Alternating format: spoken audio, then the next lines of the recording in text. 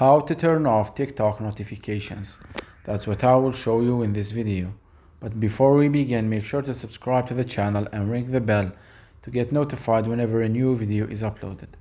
With that said, let's get started. So go ahead and open TikTok and log into your account. And once you do that, click on the profile icon at the bottom right, and then click on the three lines at the top right of the screen. Then click on settings and privacy. And here you want to scroll down to the content and activity section, and from there click on push notifications.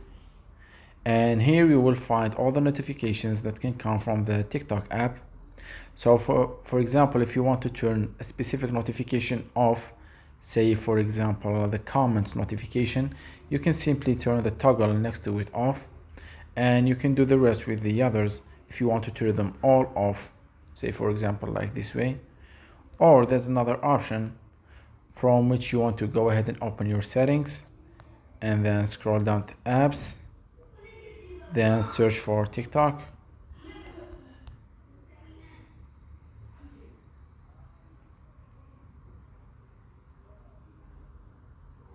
And here you need to go to notifications and turn them off.